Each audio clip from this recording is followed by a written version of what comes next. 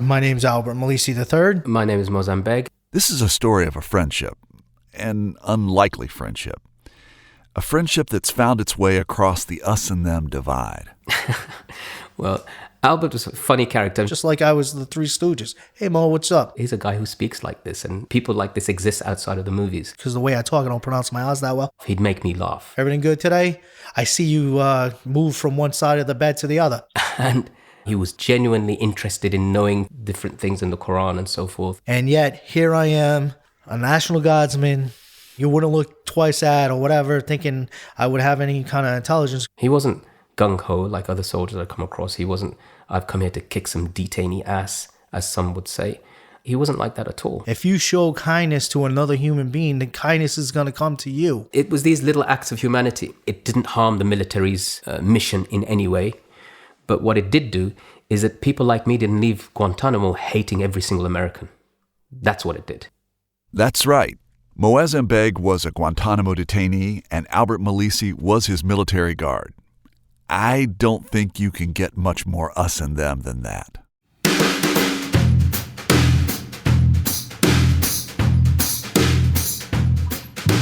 From West Virginia Public Broadcasting and PRX, this is Us and Them. It's the podcast where we tell stories from America's, and for this episode, the world's culture war divides. I'm Trey Kay. Moazzam Begg is a British-born citizen of Pakistani heritage. Albert Melise is a former housing police officer in the Boston area. Their life stories were unlikely to ever intersect. But then 9/11 happened. You'd have to be living under a rock or on another planet not to know how the terrorist attacks of 9/11 have redefined our times. It's one of those demarcations like pre-war or antebellum, before the flood or before Christ. And similar to events like Pearl Harbor or the Kennedy assassination, people tend to recall exactly what they were doing when they learned the news. Good morning, everybody. I am Jane Hansen in the News Channel 4 studio this morning to bring you some news. We are looking at a picture of the World Trade Center. Oh, my God. That looks like a second plane. I know where I was on the morning of 9/11. I was standing with neighbors on the roof of our Brooklyn apartment building. I remember the Twin Towers crashing down. I remember watching the debris cloud push out from between the buildings at the lower end of Manhattan. It kind of was like a kid squeezing Play-Doh out of an extruder. Your life is in danger. Do what you must do, okay? I watched the cloud roll across the New York harbor towards our neighborhood. Soon it hovered over us and covered everything like snow. Hello. Albert Melise and Moazzam Begg are crystal clear about where they were as well. I actually got off a double shift, and I slept through the whole thing, and when I turned on the TV, I thought Die Hard, the movie Die Hard, was on TV, tell you the truth. And then I realized this was real news and things were happening. So on 9/11, 2001, I was in Afghanistan in the city of Kabul, which is where I was living with my wife and kids, working on a project that we'd begun from the UK to build a school. Not even 24 hours later, my National Guard unit was at alert. I had to notify my job that I was at alert and I could be pulled at any time. I have to admit, I didn't even know what the Twin Towers were before 9/11. Moazzam Begg was born and raised in Birmingham, England, which wasn't always an easy place for a second-generation Pakistani to grow up. There was an us and them at that time. The us was whoever I happened to be connected to, which was mostly predominantly Asian people, but not exclusively. And the them would have been aspects of the far right who were not, as they are, necessarily anti-Muslim. That didn't matter at that time. It was more just anti-immigration, more xenophobic than directly towards any particular group of people. And I understand that during this time of your life, you were kind of searching to fit in. Is that right? Yes, absolutely. I mean, searching for identity was very important.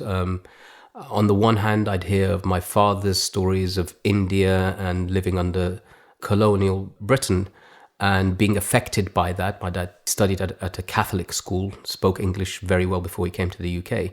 In a sense, he felt very British, but on the other hand, he was keen on holding on to traditions like language, poetry, customs, culture, which were to do with the Indian subcontinent. So identity was a continuous search. Begg's search for his identity led him down some rocky paths. He and his brother clashed with local neo-Nazi skinheads.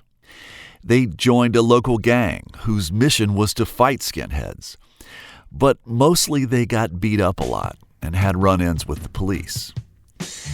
At this point, Begg wasn't a practicing Muslim, but he started to notice how religion and social issues were intertwined. I was just recently listening to some of the old tracks of UB40 from a particular album called Signing Off. And I was around 11, 12, all the way up to my teenage years, and remembering the type of social justice songs that they would sing about poverty, about unemployment, and they themselves being called UB40, Unemployment Benefit 40.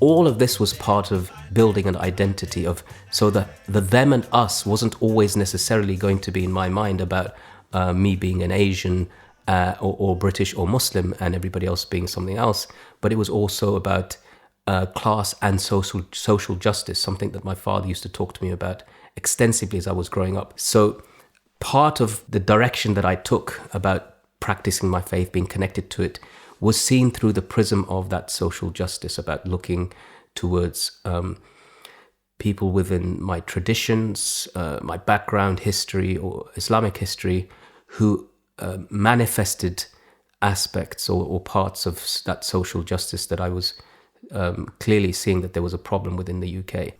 And I understand that the Muslims who were in Bosnia, that they were being slaughtered, that was something that really, I don't know if I can think of a better way, but kind of something kicked in for you. Yeah, absolutely. I was reading about the fact that there were Muslims, indigenous Muslims who lived in Bosnia in the heart of Europe. So that was fascinating to me. I had no knowledge of what that meant about my connection to them, just only the word Muslim, that was it. It made me feel that I'm part of something far, far bigger than just the British Asian community. And I think that was part of the search, to look for belonging where I wouldn't traditionally have found it. So Bosnia was clearly something that helped to shape my views of that. Muslims around the world were outraged over the massacre of their brethren in Bosnia. Begg first started making donations. Eventually, he made several trips across Europe, bringing van loads of food and medicine to Bosnian forces. By the age of 30, in the late 90s, Begg had fully embraced Islam and continued to explore its emphasis on social activism.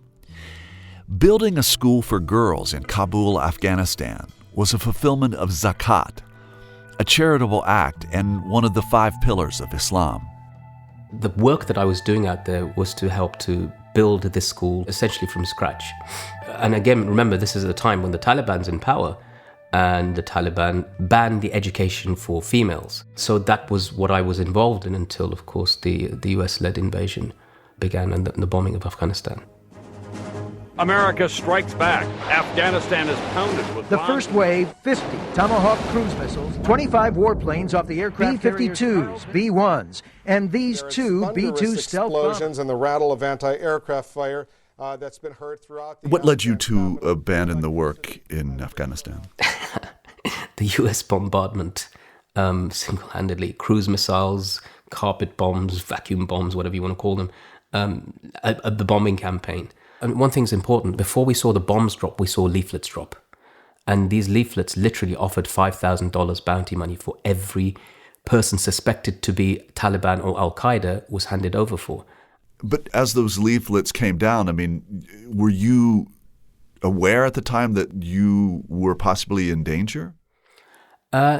It's hard to describe to anyone that at a point where you think that you're safe, And then literally overnight, everything changes. What had happened clearly is that many members of the Taliban's security, police force, or whatever it was, decided to turn themselves over or were captured or sold over, whatever they had. But in the midst of this, of course, there's ordinary people who don't know what's going on. And essentially, a large number of people, I think myself included to some degree, were handed over as a result of this hunt for foreigners. It was literally people were being hunted. You had to find ways to get out that wouldn't cross checkpoints that the Northern Alliance had taken over. So you had to pass through all of that. So it was an odyssey for me. And you left Afghanistan. Did you go to Pakistan? Yeah, we were living in Islamabad, in the capital. And in the midst of all of this, a friend of mine called me and he said that MI5 were asking about you. And so I told him that I am here. I gave him my address. I told him exactly where I am, my telephone number. I said, if they want to see me, they're most welcome to come, but tell them that this is a very volatile time. I wasn't afraid of meeting with them. My concern was people are being bombed and killed where I am. So anyway, literally within a week of me telling him that, they did come, but not in the way I expected. It was on the night of the 31st January 2002. There was a knock on my door. I opened the door at midnight precisely, and a group of people stormed in, put a gun to my head, tasers crackling in the background, put me into the prone position, tied my hands behind my back with cuffs, cuffed my legs, and then put a hood over my head. That's the last vision I have of where my family were. That's the last thing my wife saw of me in that state. And they took me into the back of a vehicle and then drove me off to secret locations. And in the midst of all of that, two Americans who were driving the vehicle, one of them takes off the hood over my head, and he's dressed as a Pakistani. He's speaking in an American accent. He's white Caucasian. And he says that you can either answer our questions here or you can answer them in Guantanamo. Despite that threat, Moazzam Begg wasn't taken to Guantanamo right away. First, he spent 6 weeks in an American makeshift prison in Kandahar. Here, he and others were processed, as he says, like animals, punched, kicked, stripped, shaven, and photographed. But Kandahar was just the beginning. Now, as a heads up to listeners, we want you to know that from here on out, there's going to be some rough language and descriptions of physical violence. You know, in Bagram, it was probably the worst of the whole process. I saw two people being beaten to death by American soldiers. One of them, his name was Dilawar. His prison number was 421. I remember he was shackled with his hands tied above his head to the top of the cage. He was hooded and left in this state in a 2 foot by 2 foot area, and he was kept there until his body slumped, his head didn't move anymore, and the soldiers came, they opened the door. I thought they might give him some medical attention, but they started to punch him in his ribs repeatedly and kick him, and kept on doing that until he was dead. There's only one reason I know he's dead, is because when I was in Guantanamo 2 years later, American agents showed me photographs of his body. And then they brought photographs of the soldiers who were on duty that night and asked me to identify them. And bizarrely, they asked me if I'd be willing to be a witness for the prosecution against these soldiers, which was bizarre because I had been held now for almost 3 years without charge or trial and was not going to get to see any court at all. After 10 months at Bagram Air Base, Begg was taken to the Guantanamo Detention Center in Cuba. It was early 2003. Begg was placed in solitary confinement at Camp Echo, where he would spend almost 2 years. Meanwhile, Corporal Albert Melise had been called up and was sent off for 3 months of military police training at Camp Hunter Liggett in California in preparation for Guantanamo Bay. When you knew you were going to go to Guantanamo Bay, did you do anything to prepare? Yeah, I actually bought a Quran, and I read through the Quran, here and there, the English version, to educate myself so I don't disrespect anyone. Like, you hear news before I went, people were stepping on Qurans. That's not what to do. It's disrespectful. Of course, it doesn't matter what religious book you have in front of you. You don't destroy someone's only hope of getting out of a place like that. But I wanted to prepare myself due to the fact that when you go to another country, you kind of want to go and respect the people. Just before going to Gitmo, Melise and his fellow guards went through a month-long training at Fort Dix, New Jersey, where they learned how to deal with the detainees they were going to encounter. We'll go to these theater-type rooms and watch videos, and while they were showing flashes of Bin Laden's face, while the planes are going into Twin Towers, playing like Metallica music, and you're sitting in this room and it's repetitive and they're getting you worked up and hyped up. It's a breaking down system and trying to make you focus on hate, mistrust, and anger. And that's what they were doing to the soldiers. Did it work on you? I would say at first, yeah. And then I realized what the hell just happened, because you feel like you're in a room where you're being brainwashed.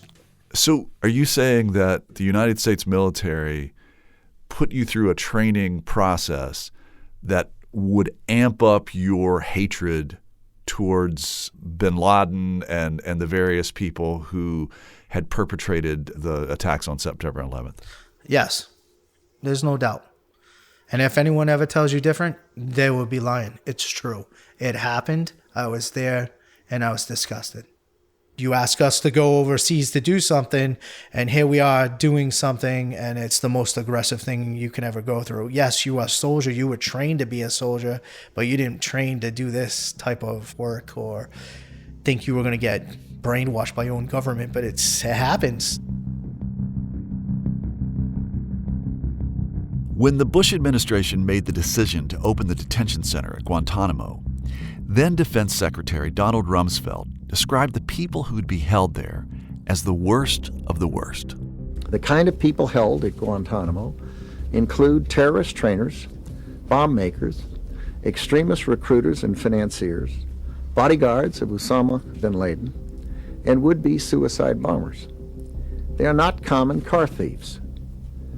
They are believed to be determined killers. After you got there, you realized they weren't the worst of the worst. That was just a scare tactic to make sure we're not going to befriend or be more common to the English-speaking detainees.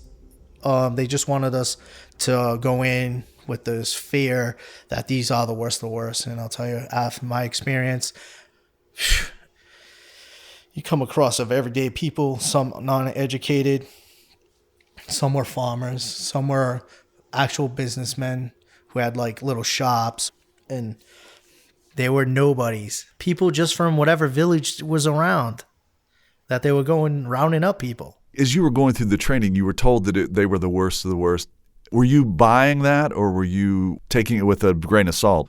I was just taking it in, and I'm just reading between the lines. Again, I'm a citizen soldier. So what most citizen soldiers are reservists or National Guardsmen, and we have real jobs on the outside. So we think outside the box compared to an average soldier from high school who just goes into the basic training, told what to do, yes sir, yes ma'am, that kind of thing, cannot think for himself outside the box. You're told what to do and you do it. And that's it. Corporal Melise arrived in September 2003. For the first 3 months, he was assigned to Camp Delta, the main camp at Gitmo. That's where guards employed what then Vice President Dick Cheney referred to as enhanced interrogation techniques. When I first landed there, we were so hyped up, and all the videos that we watched, and you're gung-ho, and this guy's a piece of shit, who cares what he thinks or whatever, and you're totally different when you first get there. You're totally different, and you take part in some somewhat abusive behavior towards the detainee, just because he just said something stupid or won't get out of his cell, but yet we're getting aggressive and agitated, and as soon as that cage opens up, you open a world of hurt on him. When I went to Guantanamo Bay, I didn't expect to be taking part in what I took part in. You gotta remember, I was a police officer. When I was doing that, I was also doing Big Brother type things and be a mentor for kids. So I was part of that program, and going from that and being deployed to Gitmo was a total opposite of what I was doing in life. You know, I went from helping needy kids to torturing humans, regular adults.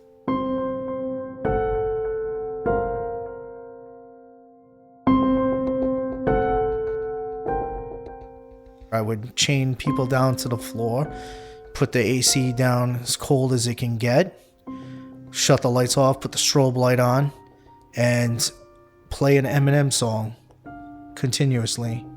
In another room, I would play like Scooby-Doo or something continuously. And this would last for hours, like could be in there from 2 hours to 10 hours over and over again. What do you feel that the impact was on these detainees?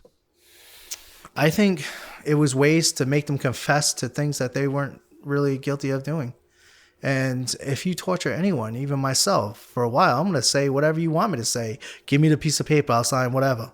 And that's exactly what happened to a few of them. Did you feel that you were representing America for better or worse to the detainees there? I always was a good soldier, did everything I was told to do, and I liked my jobs until I went to Gitmo.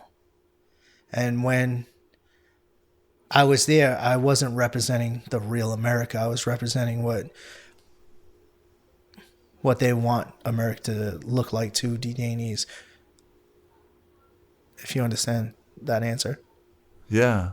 And we're not. So propaganda works both ways. Propaganda works against you and for you.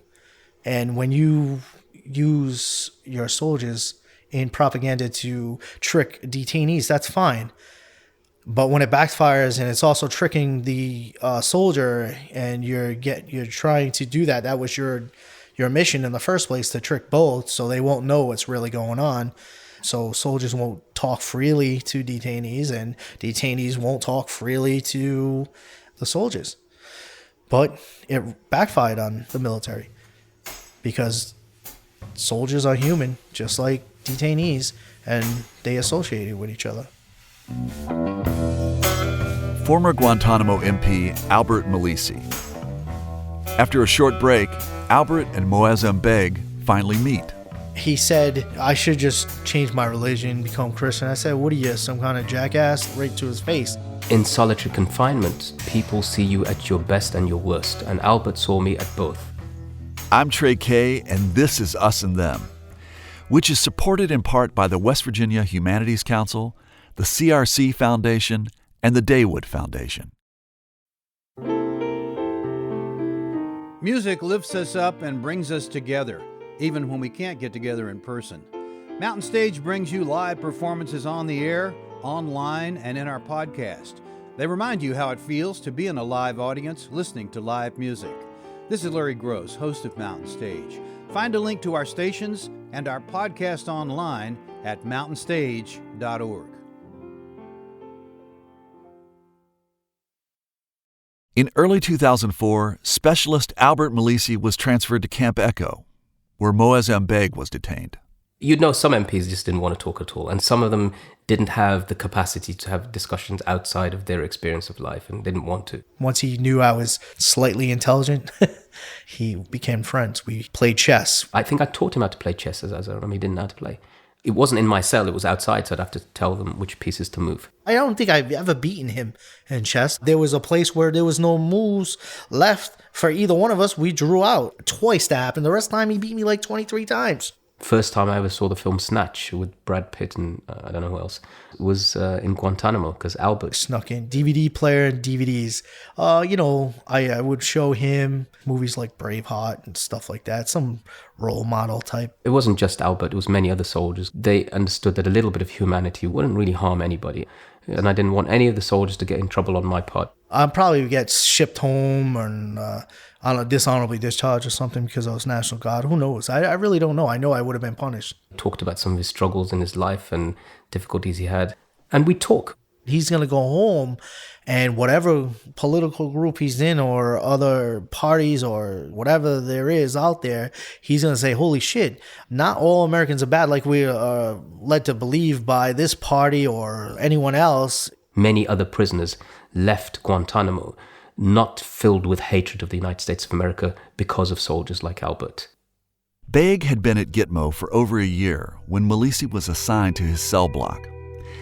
At that point, he'd been in solitary confinement for 12 months, and he was starting to unravel.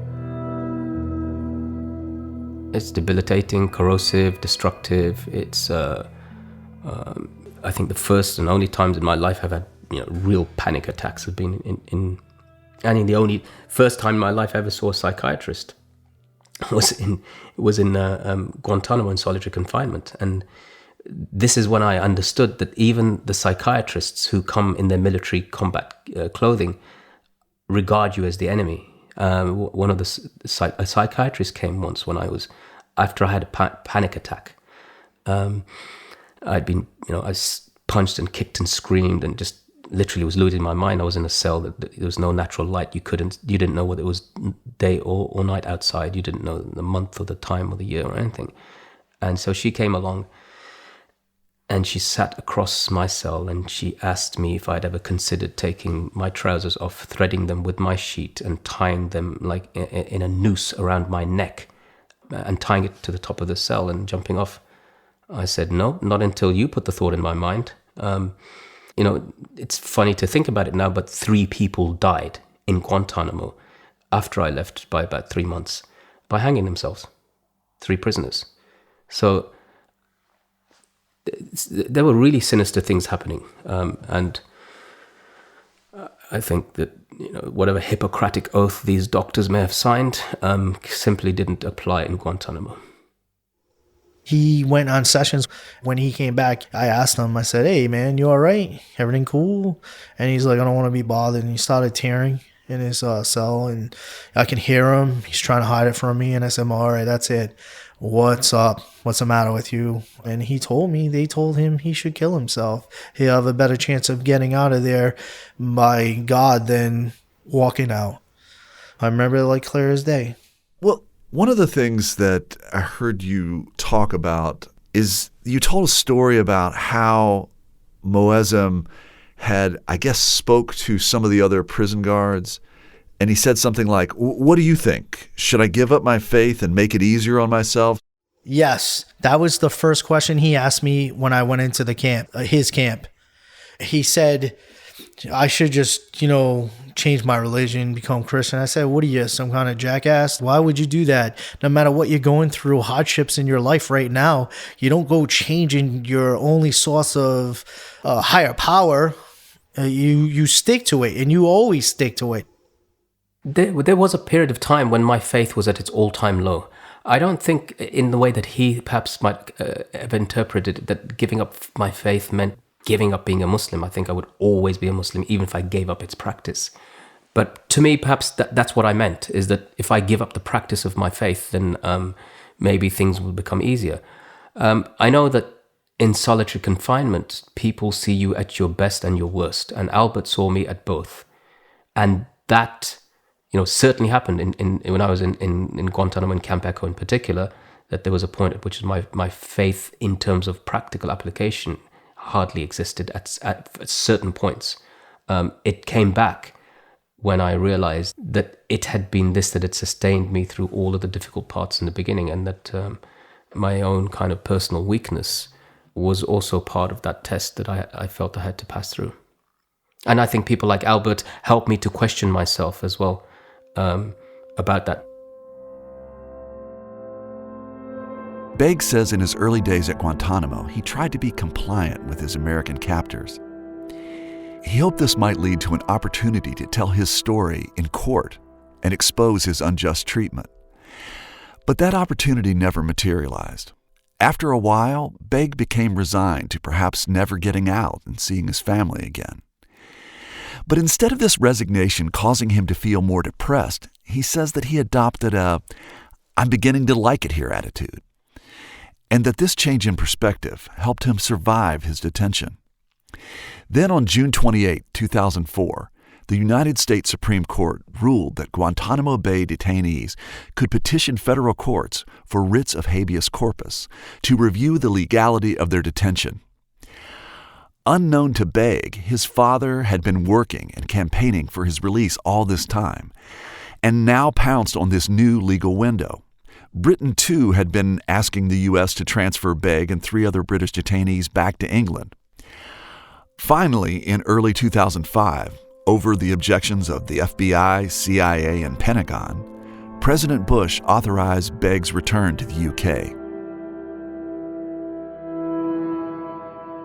You were released from Guantanamo in 2005. What was that like? It was surreal. I remember the day it happened. A naval officer came to confirm that I was being released. They said no charges. I think they wanted me to sign some kind of agreement or confession or something before I left. I said, I'm not doing that now. I'm not. I can't even remember what it was about. It was something about agreeing not to prosecute or seek prosecution against the United States or something like that. I flatly refused to do that. And then for the first time in all these years, I walked unshackled onto this plane, sat on there. They brought in food and chocolates and things I hadn't seen for all this time. And then newspapers, and I saw myself with the other prisoners on the front pages of these newspapers. We arrived back into the UK, and eventually was driven to the police station where I was arrested under some terrorism act. I heard sounds of people protesting outside. I learned that my father was outside too.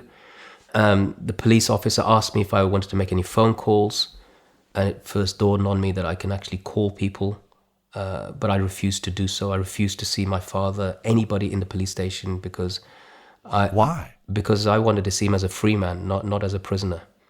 So they held me, I think, overnight, and the next day I was taken to my lawyer's house, and there for the first time I met my father, my brothers, my wife, my children, and my youngest son, who I'd never seen the first time he was born. What was that like? It's hard to describe. Everybody was emotional. Everybody was, except me. I think my mechanism, my coping mechanism had been to solidify myself through my own solitary confinement. So cutting myself off from all familial kind of ties, really, and just telling myself that I have to get through what I have in front of me and don't concern myself or think too much about what's happening elsewhere. And part of that was, as I said, resignation to my fate. When I started doing that, it became easier. But everybody else was in tears, but happy also. I mean, great joy. My father had become this massive campaigner. He had 2 or 3 mobile phones ringing at the same time, fending off calls from every news outlet you can think of, and on television, campaigning. I mean, he became pretty much a household name at that time. And then within a couple of days, I came back home, and I sat in my front room, realized the gas fire wasn't working. So I asked my daughter if I still had tools here, and she brought my tools. And so the first thing I did was to fix my gas fire. Wow. So how long do you think it took things to normalize? I don't think things have ever normalized. I think part of that is because of what I've chosen to do since my return. The majority of former Guantanamo prisoners haven't chosen to, speaking a word of truth against oppression. They haven't chosen to do that. Most of them have chosen to go and maybe do 1 or 2 interviews about something and then just try to live their lives normally. Today, Albert Melise says his first few months at Guantanamo, being part of Camp Delta's torture regimen, almost broke him. I was a police officer. I carry a different face when I'm in that uniform. The same thing in that military uniform. I carry a different face. I'm strong-willed, but it bothers me, certain things. And I started to drink heavily to cope with what was happening on that island. Like bottles of 151. I would finish 2 a day. By the end, I left that island. 2 bottles of 151? Yeah, that's Bacardi 151. Yeah. Wow. It was tough. And then, people would write me up and stuff because I was holding back, arguing with my own soldiers. This is wrong. What we're doing here is wrong. Melise's superiors decided he might do better at Camp Echo, a different Guantanamo camp where he met Moazzam Begg. This camp was supposed to be lighter on the enhanced interrogation techniques. It wasn't supposed to be like Camp Delta, but it was like Camp Delta in Camp Echo, where Moazzam was. They go through more interview sessions. They don't come out and just say it's a torture. They go into an interview, or they go into the dental or medical, take them to the psych tier where they keep all the prisoners that lost their minds there. But if you're in there and you see what I saw, you know it's torture. And I think it's just because I try to block out most of Delta. When I came home, I continued drinking for 8 years until I went to AA meetings at the VA. And I thought I was an alcoholic, and I really wasn't. I was coping with all those things I try to block out of my mind. And it came out in some of the sessions. So they sent me to another building for post-traumatic stress disorder, and then they diagnosed me with that. 50% they gave me disability a couple of years ago. And it was all due to Guantanamo Bay, so. It has affected me in certain ways in my life still to this day. And how long has it been? It's 14. And it still has an effect. Can you give me some examples of the effect that it has? I mean, well, when just talking to you, I tear a lot right now, and it's hard. It's hard to get myself to talk about some of that stuff today. And I do it in sessions on Saturdays, but it's not always about that. It's just everyday things about what's happening in your life and what's going on. It's just like I can't go to a court system down here where you do a traffic thing because it's in a prison and it has the mesh gates on it. So I hear the noise, and I have to take a deep breath and close my eyes and pretend I'm not at Guantanamo just to go pay a ticket or something. I have anxiety, huge anxieties. I used to live in a house right next to my bedroom window. There was a gate, and 3 o'clock in the morning when the neighbors come home from work or whatever, they open and shut that gate. I wake up, I think I'm back at Gitmo. It would bother me. I'd jump up in fear, grab my gun, and search my house. That's how bad I was. And do you compare these experiences with other soldiers who served at Guantanamo? Well, in my group, there are no other soldiers that went to Gitmo. In my group, they're like what I say, real soldiers, full-time soldiers who experience different post-traumatic stress disorder. It's combat related, or stuff in Iraq where their buddy just blew up, or they got shrapnel because their Humvee just blew up, or that kind of stuff. So theirs is different than mine, and I always feel guilty that I'm in that room, and I feel guilty sometimes that I'm getting paid disability for them, and more than they are, and they got hurt. You know, they physically got hurt. They weren't like mentally hurt. You understand what I'm trying to say? I do. So my PTSD is something different. Some moral hurt. You know what I mean? Yeah, I'm following. So it's tough. Yeah. So I feel guilty when I go into those groups sometimes, and I shouldn't. And my therapist tells me, you shouldn't. This is for everyone. These groups are for everyone you have a different type of post-traumatic stress disorder. It's just like if you had it from childhood or something, you were abused or something, and that's traumatic for you.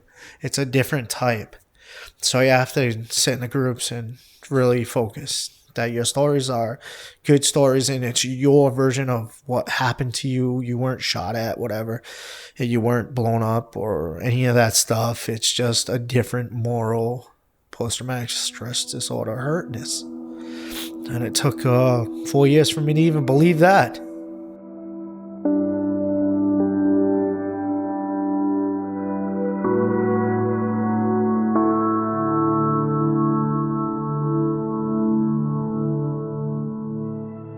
After Albert and Moazzam both were out of Guantanamo, they found each other on Facebook and spoke a few times via phone. Begg had joined a human rights advocacy organization called Cage Prisoners.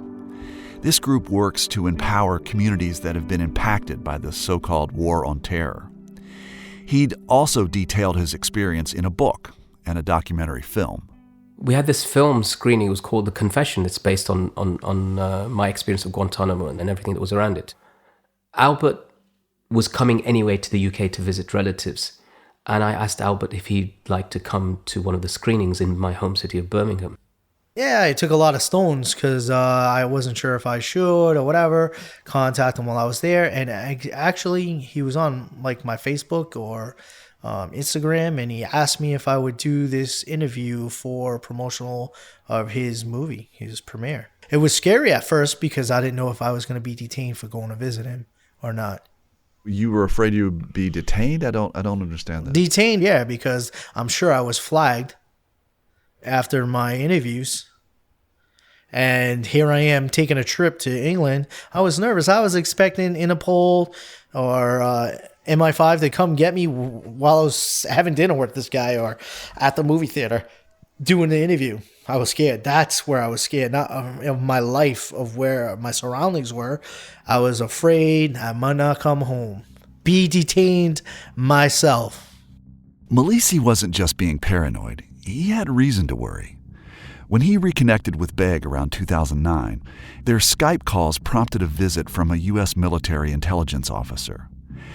According to Melise, the officer said that he was concerned about a 2011 media interview in which Melise talked about another detainee, David Hicks.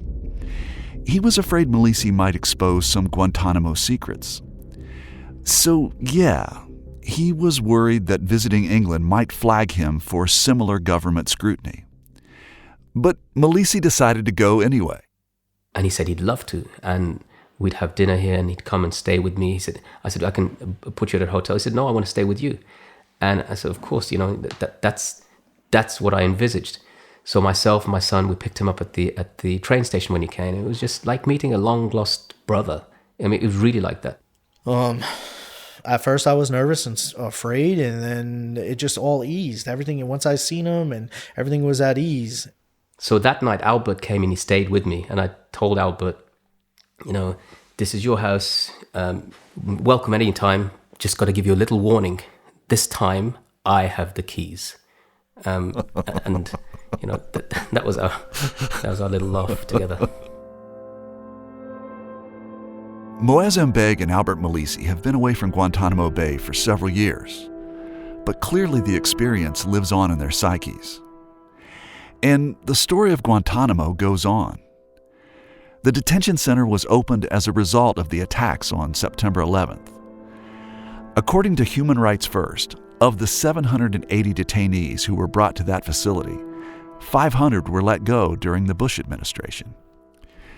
The Obama administration transferred, repatriated, or resettled another 197.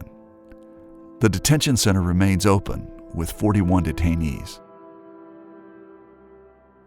And I'm imagining, as your role as an advocate with your group Cage, I'm imagining that you monitored or watched President Trump's State of the Union address. Yeah. And heard him say that he just signed an order to keep the Guantanamo Bay Detention Center open. And that he gave a definition that that there were terrorists there, and if we release them, that they're going to rejoin the fight against the West. Have you rejoined the fight? I think I never left the fight, did I?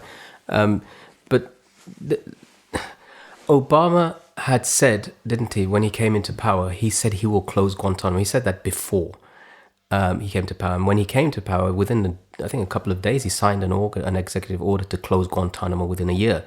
That was in 2009. I remember that year. I remembered it because the first of the American soldiers who'd come to visit me was touring with me in the UK.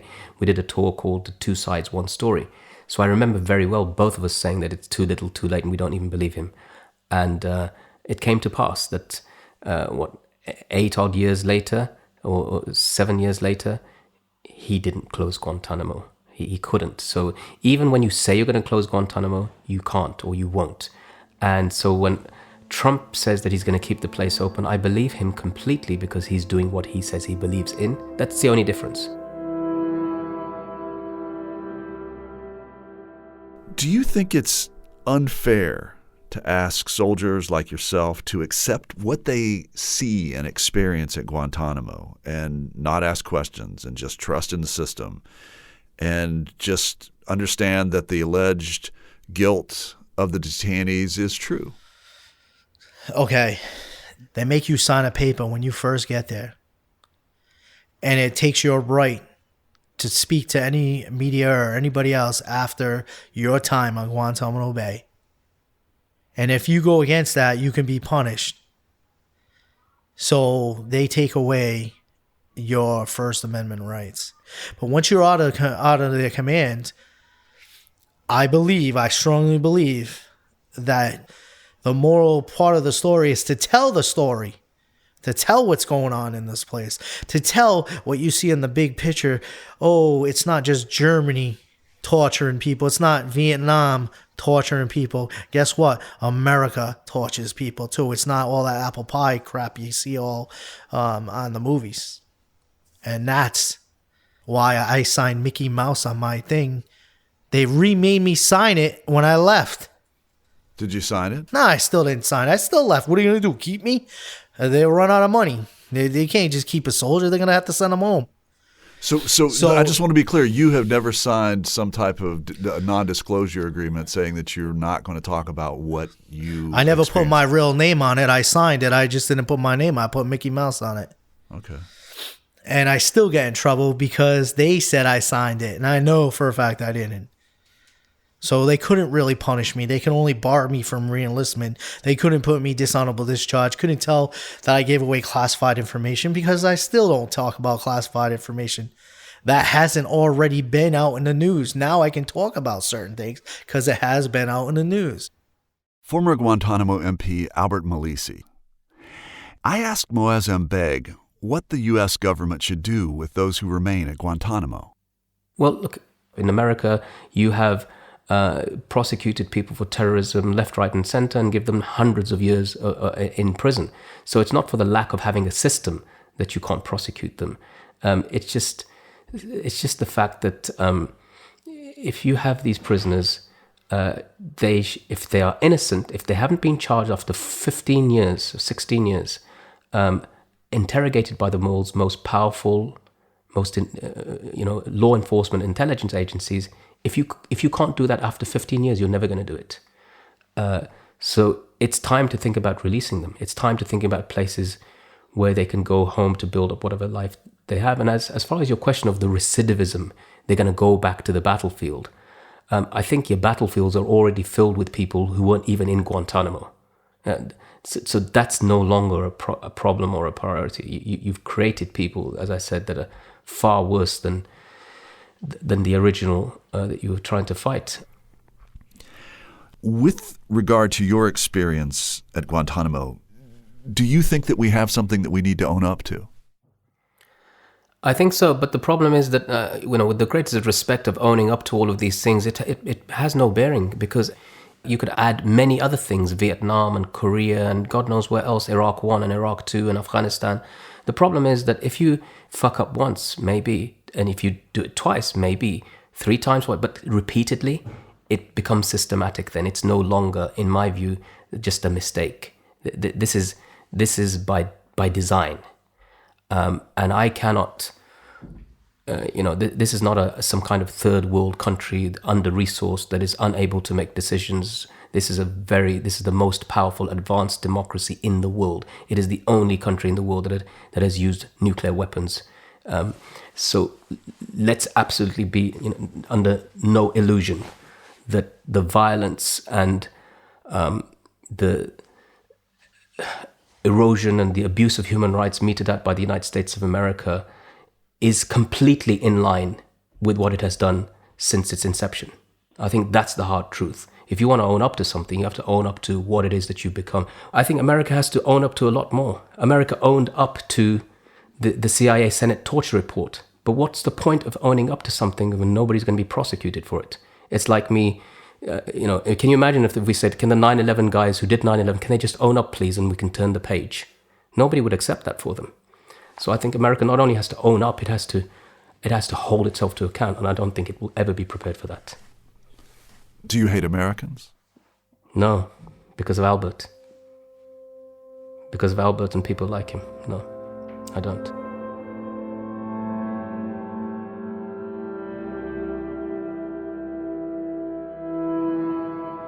I made friends with a lot of soldiers then, and that has to be the one aspect of Guantanamo, I have to say, the one part of Guantanamo which I have always been happy for. Building relationships with people like Albert and others, they made all the difference.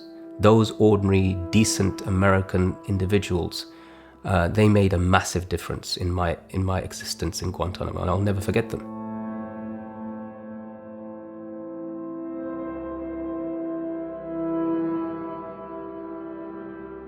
As I spoke with Begg, I couldn't help thinking about how I felt after 9/11. Not only had the terrorists hit my country, they deeply wounded my city, murdered some of my neighbors, and nearly killed a family member. Like many Americans, I wanted vengeance. I was swept up in the groundswell of emotions. I wanted to go and get them. And even though I was a little too old at the time, I honestly considered enlisting in the military. As powerful as we are, and as hurt as we were, there was no question America's reaction would be huge. And I can understand how a person like Moazzam Begg was swept into our whirlwind reaction. What I strain to comprehend now is the us and them divide over support for Guantanamo. On one side, there are Americans who cheer President Trump for keeping Guantanamo open because they believe the detention of suspected terrorists and the information obtained through torture protect us from another 9/11. On the other hand, there are those who believe that as long as the injustice that Guantanamo represents continues, we're giving folks like Al-Qaeda reason to attack us again. I understand our nation needs to be wary and vigilant of people with the intent to do our nation harm. But when we build facilities like Guantanamo, detain people without judicial process, and subject them to interrogation that cleverly tries to work around the international definition of torture, we create more victims of the original tragedy. And some of these victims are our veterans. Albert Melise's instincts of showing humanity towards his captive were unorthodox and even punishable by the U.S. military. Yet, 14 years after leaving that island, he still struggles with what he did to other detainees. I wonder how many of us consider what the war on terror did to him, and ultimately, how it affects us all. And have we lost some of our humanity in the process?